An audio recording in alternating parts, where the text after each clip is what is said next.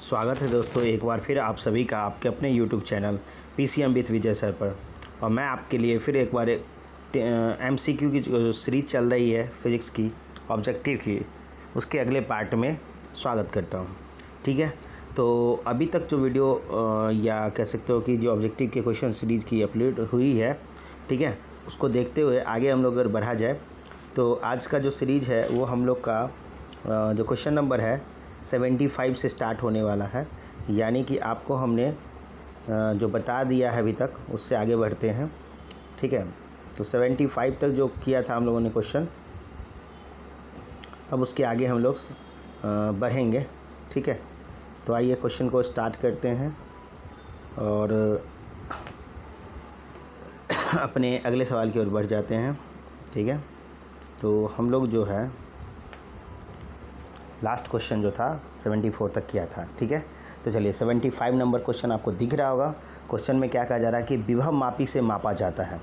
विभव मापी से मापा जाता है, तो मैंने आपको पहले ही बताया था कि विभव मापी एक वर्सेटाइल इंस्ट्रूमेंट है। वर्सेटाइल इंस्ट्रूमेंट का क्या मतलब होता है कि ऐसा इंस्ट्रूमेंट जो एक से अधिक चीज़ों को माप सके, एक से अधिक चीज़ों को माप सके। इस आधार पर हम लोग कह सकते हैं कि आपका जो पोटेंशियोमीटर है वो दो सेल के ईएमएफ की तुलना भी करता है, कह सकते हैं वोल्टेज को भी मापता है विभवांतर, और ईएमएफ भी इंटरनल रेजिस्टेंस भी निकालता है। यानी इस हिसाब से इसका ऑप्शन डी एकदम सही हो जाएगा, क्योंकि ये क्या कर सकता है, तो ये तीनों चीज़ें फाइंड कर सकती है। दो सेलों का ईएमएफ की भी कंपैरिजन कर सकता है, किसी सेल के वोल्टेज को यानी बैटरी के वोल्टेज को पता कर सकता है, इंटरनल रेजिस्टेंस को पता कर सकता है। यानी D is the right option. ठीक है, चलिए सवाल नंबर 76 की ओर आते हैं। 76 नंबर सवाल कह रहा है आपसे कि एक कार्बन कोड पर सवाल दिया गया है। सबको पता है कार्बन कोड। ठीक है, अब कार्बन कोड में क्या आपको सीक्वेंस दिया है, तो दिया गया है येलो है, फिर आपका ब्लू है, फिर आपका रेड है और फिर आपका गोल्ड है। इस हिसाब से कह रहा है कि रेजिस्टेंस की वैल्यू कितनी होगी। ठीक है, तो आप सभी को मैंने पढ़ा रखा था कि BB Roy of Great Britain has very good wife. BB Roy of Great Britain has very good wife. तो इस तरह से अगर इस कॉन्सेप्ट पर हम लोग पढ़ा जाए और बनाया जाए रेजिस्टेंस की वैल्यू कितनी होगी, तो आइए हम लोग देख लेते हैं, कैलकुलेट कर लेते हैं। तो सबको मैंने बताया था कि बीबी रॉय, ठीक है, बीबी रॉय, तो बीबी रॉय मतलब BROY ग्रेट ब्रिटेन। ठीक है, तो इतने में हमारा काम हो जाएगा, क्योंकि जो भी कलर के नाम दिए गए इसमें आ गए हैं। ठीक है, तो बीबी रॉय सभी जानते हैं, तो रॉय तो 0 से स्टार्ट होता है, 0 1 2 3 4। ठीक है, तो अगर बात करें तो सबसे पहले येलो है, तो येलो के लिए जो है हम लोग कितना यूज करेंगे, 4 यूज करेंगे। ठीक है, फिर आते हैं ब्लू, लिखा गया है ब्लू है, तो देखिए ये तो black brown red orange yellow green, उसके बाद ब्लू होता है, यानी कि ये हो गया 5, ये हो गया 6, यहाँ पर आएगा अब 6। ठीक है, अब आते हैं आर है, आर रेड, तो रेड के लिए देखिए 0 1 2, रेड के लिए आएगा 2। तो हम लोग का है येलो, उसके बाद ब्लू, उसके बाद रेड। ठीक है, और अगर ये रेड आया है तो हम लोग जानते हैं कि फर्स्ट 2 डिजिट हम लोग किससे लेते हैं, फर्स्ट 2 डिजिट हम लोग लेते हैं अंक से, और सेकेंड डिजिट जो है 10 के पावर से लेते हैं। क्योंकि यहाँ पर लाल आया है तो लाल के लिए 10 के पावर 2 रखेंगे हम लोग। ठीक है, 10 के पावर 2, और हम लोग जानते हैं गोल्डन सिल्वर और नो कलर, गोल्डन सिल्वर और नो कलर का इस्तेमाल करते हैं हम लोग। तो गोल्डन सिल्वर नो कलर की बात करी जाए तो गोल्डन का 5%, सिल्वर का 10%, और कोई कलर ना हो तो कितना होता है, तो 20%। तो इस हिसाब से हम लोग का ऑप्शन से कहा जाए तो 4600, यानी कि 400। ठीक है, और प्लस 5%। तो यहाँ पर हमने फिर से बोला आपको कि ओम होना चाहिए, पाई दिया गया है, तो सही ऑप्शन इसका जो है 4600 ओम इंटू 5% प्लस माइनस के साथ, यानी ऑप्शन बी आपका सही हो रहा है। ठीक है, चलिए मूव करते हैं अगले सवाल की ओर, जो सवाल नंबर 77 होगा हमारा। ठीक है, 77 नंबर सवाल आप देख सकते हो, कहा जा रहा है कि हीटर हीटर और इस्त्री, जिसको आयरन कहते हैं, से बने डैश से बने तार का उपयोग किया जाता है। सभी जानते हैं कि इसमें नाइक्रोम के वायर का इस्तेमाल करते हैं, जो 3 धातुओं का मिश्र धातु होता है, एलॉय होता है मिश्र धातु, क्योंकि ये हाई वोल्टेज को एक्सेप्ट कर सके, इस पर गले नहीं। जैसे कि आपको वो निकल, क्रोमियम और मैंगनीज, इन तीनों से मिलके आपका नाइक्रोम का वायर बनता है, और ये हमारे लिए एक अच्छा उच्च ताप को बर्दाश्त कर सकता है। इसलिए हीटर जो होते हैं, रूम हीटर हो या इलेक्ट्रिक आयरन हो, इसमें नाइक्रोम के वायर का इस्तेमाल करते हैं। चलिए सवाल नंबर 78 की ओर मूव करें। व्हीटस्टोन ब्रिज संतुलित होता है कब? सभी जानते हैं कि व्हीटस्टोन ब्रिज तभी संतुलित होता है जब IG बराबर कितना होता है? 0। IG बराबर 0 का मतलब जब गैल्वेनोमीटर से कितनी धारा पास करी जाए? 0। तब आपका ब्रिज क्या कहलाता है? बैलेंस्ड कहलाता है। ठीक है, चलिए मूव करते हैं हम लोग अगले सवाल की ओर, जो कि है हमारा सवाल नंबर 79। ठीक है, तो 79 नंबर सवाल क्या कहता है? देखिए, कह रहा कि EMF की विमा कितनी होगी। अब देखिए, EMF की विमा वही होती है जो वोल्टेज की विमा होती है, तो कहीं ना कहीं EMF और वोल्टेज सेम चीज़ है। हमने वोल्टेज या EMF बताया है आपको कि W/Q होता है, वर्क बाय चार्ज। अब जिसने भी मेरा डायमेंशन का क्लास किया है, तो mL/T-2 ये वर्क का होता है, और चार्ज का AT या IT होता है, तो IT वाला सिंबल यूज़ करेंगे क्योंकि हमारे क्वेश्चन में यहाँ पर यही दिया गया है। तो देखिए, ऊपर जाएगा T, तो mL/T3 माइनस में होगा और I-1, यानी इसका एग्जैक्ट आंसर ऑप्शन A सही है, आप चेक कर सकते हैं। ठीक है, अब ऑप्शन A सही है। ठीक है, क्योंकि देखिए ये T जो है ऊपर जाएगा तो -3 हो जाएगा, और I जब ऊपर जाएगा तो -1 हो जाएगा। तो ऑप्शन आपका एकदम से एग्जैक्टली A ही सही है। ठीक है, तो आइए हम लोग मूव करते हैं सवाल नंबर 80 की ओर। सवाल नंबर 80 देखा जाए कि क्या है, तो 80 में आपका कहा है कि लुप्त वोल्ट होता है या है।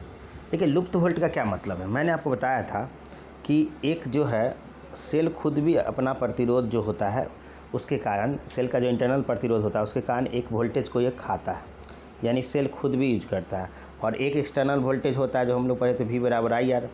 ठीक है, तो ये तो एक्सटर्नल वोल्टेज हो गया, लेकिन सेल जो है अपना इंटरनल ड्रॉप के कारण जो कुछ पोटेंशियल वोल्टेज खाता है, यहाँ पर एक्चुअली ये R होगा, IR। ठीक है, थोड़ा सा N सिंबल दे दिया गया है, तो इसका C ऑप्शन सही होगा, IR बराबर E-V। ठीक है, यानी सेल जो खुद अपने इंटरनल रेजिस्टेंस के कुछ कारण कुछ वोल्टेज ड्रॉप को कंज्यूम करता है, उसी को लुप्त वोल्ट कहते हैं हम लोग। क्या कहते हैं? लुप्त वोल्ट कहते हैं। ठीक है, तो आइए देखते हैं अगला सवाल।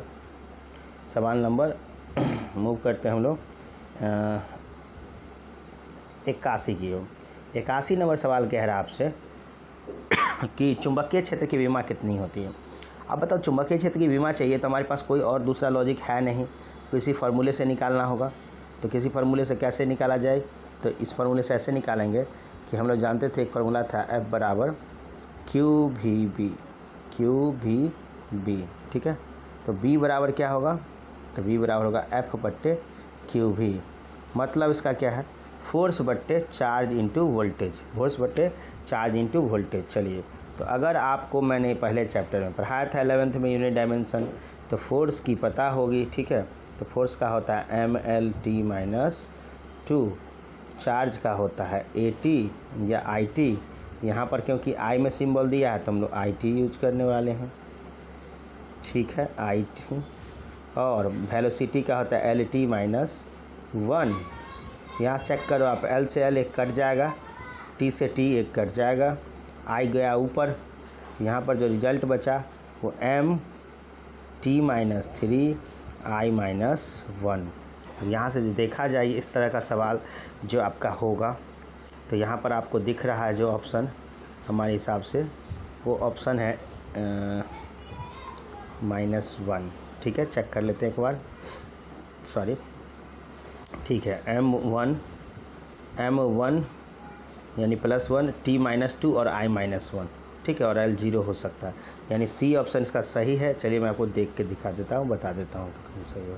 अभी हमने आपके सामने काटा है, आंसर मिलाइए। देखिए, तो M के पावर 1 है, T के पावर -2 है, और I के पावर -1 है।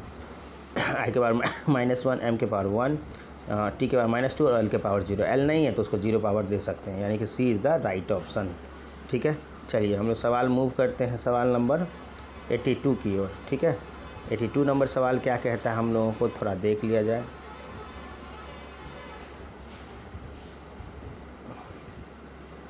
तो 82 नंबर सवाल जो है हमसे कहा जा रहा है, एक समान चुंबकीय क्षेत्र B में किसी आवेश Q को V वेग से फेंका जाता है।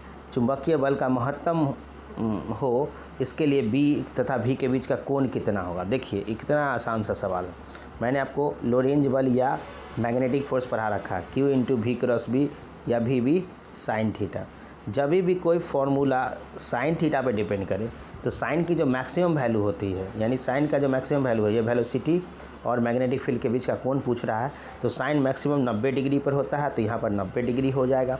ठीक है, क्योंकि फोर्स को कहा है कि मैक्सिमम हो जाए, तो ये आप खुद ही जानते हो कि कितने डिग्री के लिए ऐसा होता है, तो 90 डिग्री के लिए। एकदम लाइन बाय लाइन सवाल है आपका। ठीक है, चलिए आते हैं सवाल नंबर 83 की ओर। एक समान वेग से गतिमान आवेश उत्पन्न करता है। ठीक है, तो चलिए अब यहाँ पर आते हैं, बात करते हैं। अगर चार्ज रेस्ट में है तो ये इलेक्ट्रिक फील्ड उत्पन्न करेगा।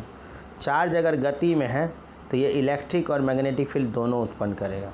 ठीक है, और चार्ज अगर एक्सलेटेड होगा तो ये इलेक्ट्रोमैग्नेटिक वेव को जन्म देगा। ठीक है, यानी कि स्थिर आवेश केवल विद्युत क्षेत्र उत्पन्न करता है, गतिमान आवेश विद्युत और चुंबकीय क्षेत्र दोनों उत्पन्न करते हैं, जबकि त्वरित आवेश यानी कि एक्सलेटेड चार्ज विद्युत चुंबकीय तरंग को उत्पन्न करता है। ठीक है, इस कॉन्सेप्ट को हमेशा याद रखिएगा, ये पूछा जाता है सवाल। ठीक है, तो यहाँ से अब देख लेते हैं हमारे सवाल में जो क्वेश्चन है उसका क्या है वो देख लीजिए। ठीक है, पूछा गया कि एक समान वेग से गति आवेश क्या उत्पन्न करता है। तो देखिए विद्युत क्षेत्र भी होगा, ठीक है, चुंबकीय क्षेत्र भी होगा और दोनों, तो यहाँ दोनों ऑप्शन सही है। ठीक है, दोनों ऑप्शन सही है। चलिए तो हम लोग मूव करते हैं सवाल नंबर 84 की ओर। ठीक है, 84 को देखा जाए क्या है हमारे पास। तो चलिए 84 सवाल जो है वो कह रहा है आपसे कि लोरेंज बल है। ठीक है, लोरेंज बल है, सबको पता है कि लोरेंज बल हमने क्या पढ़ाया था आपको, F बराबर Q E वेक्टर और VB साइन थीटा लिख दिया गया है। नहीं तो आप जानते हैं कि F बराबर क्या होता है, यही एकदम सही है, डी ऑप्शन सही है। VB साइन थीटा लिख दिया या V क्रॉस B लिख सकता था। ठीक है, और यही एकमात्र सही। यहाँ पर देखिए, यहाँ पर डॉट दे दिया गया तो ये नहीं चलेगा, यहाँ पर तो इसी दोनों को गुना कर दिया, ये भी नहीं चलेगा, यहाँ डिवाइड कर दिया, ये भी नहीं चलेगा, यानी D is the right option. आपको मैं एक बार लिख के फॉर्मूला बता देता हूँ। लोरेंज बल के बारे में हमने बताया था, it is the sum of two force, electric force and magnetic force. ठीक है, तो F की बात करेंगे नेट की, तो क्या होगा, Q into E vector plus V cross B vector. ठीक है, तो क्या सवाल सही होगा, तो ये डी नंबर ऑप्शन सही होगा। ठीक है, चलिए दैट्स ऑल। तो सवाल नंबर 84 हो गया। अब हम लोग सवाल नंबर किसकी ओर मूव करेंगे, तब हम लोग सवाल नंबर मूव करेंगे 85 की ओर। ठीक है, तो 85 नंबर सवाल क्या कह रहा है वो देखते हैं हम लोग। एक्चुअली यहाँ 86 भी हो सकता है, एक सवाल कट रहा है। चलिए देखा जाए, यहाँ 87 से कोई बात नहीं है, एक सवाल नहीं दिख रहा है, उसको देख लिया जाएगा क्यों ये कट रहा है। आइए सवाल नंबर 87 की ओर देखते हैं हम लोग।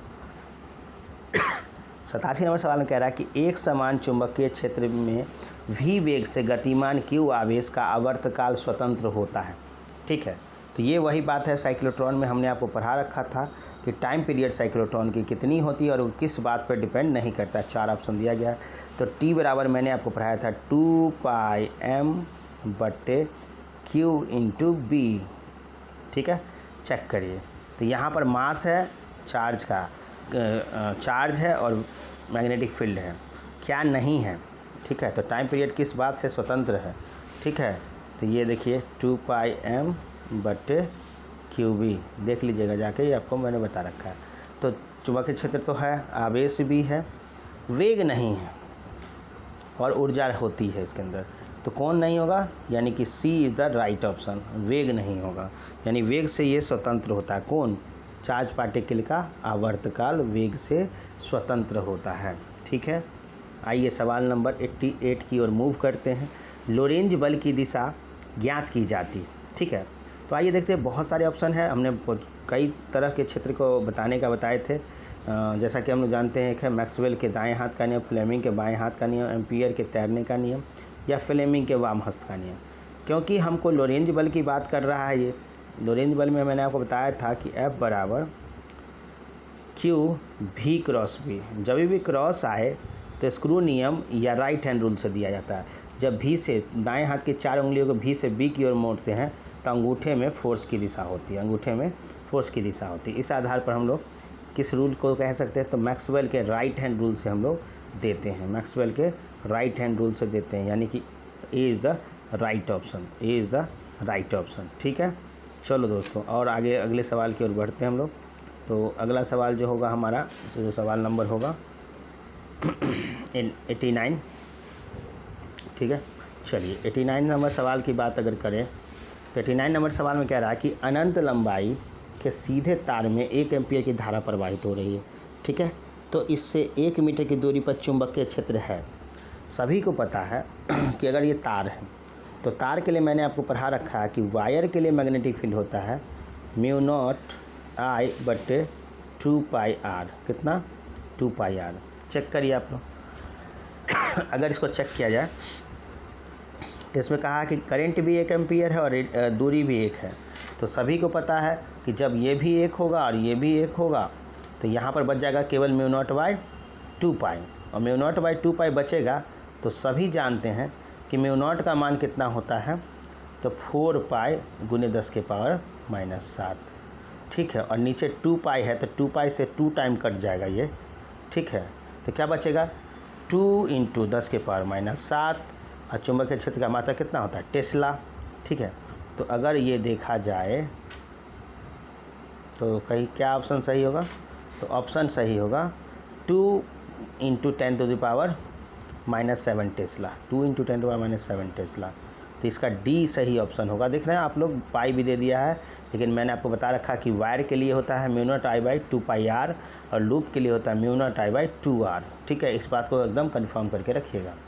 ठीक है, चलिए अगले सवाल की ओर मुड़ जाते हैं हम लोग, सवाल की ओर मूव करते हैं, जो कि सवाल नंबर अपने लोग का है 90। ठीक है, तो 90 सवाल जो है क्या कह रहा है, 90 सवाल कह रहा है कि निर्वात में चुंबकशीलता होती है। ठीक है, तो सबको पता है ये। अगर हम लोग बात करें तो यहाँ पर टेस्ला मीटर पर एम्पियर को इसने दूसरे टर्म में यूनिट ले लिया है, लेकिन आप जानते हैं कि 4π × 10⁻⁷ होता है। निर्वात मतलब कि μ0 की वैल्यू पूछ रहा है हमसे, तो μ0 का क्या होता था, μ0/4π होता था 10⁻⁷। तो यहाँ पर μ0 × 4π × 10⁻⁷ होगा।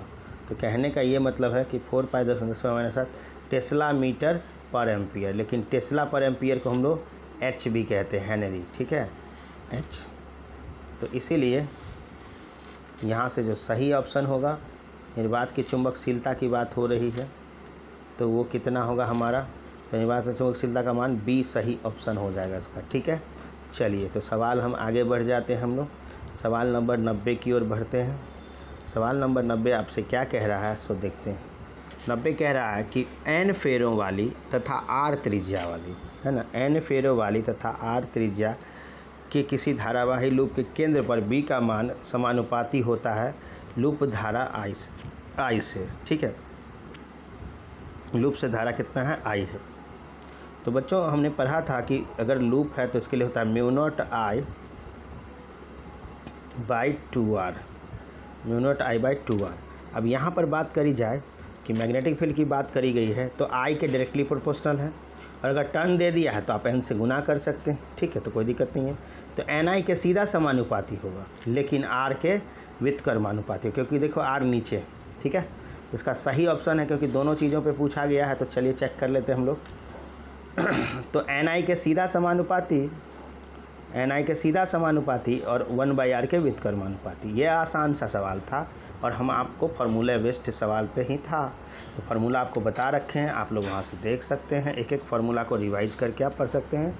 ये चौथे चैप्टर का क्वेश्चन आपको आ रहा है। ठीक है, अब हम लोग मूव करते हैं सवाल नंबर 92 की ओर, जो क्या कह रहा है कि किसी धारावाही लूप में धारा के अल्पांश के कारण r दूरी पर चुंबकीय क्षेत्र होता है, ठीक है। तो फिर से वही क्वेश्चन आया है कि अगर लूप की बात करी जाए तो आर दूरी पर, तो लूप से जब भी मैग्नेटिक फील्ड की बात हो तो हम लोग पढ़ें अभी फिर से कि mu not I by 2r, क्या पढ़े हैं, mu not I by 2r। तो बी की वैल्यू जो होती है mu not I by 2r।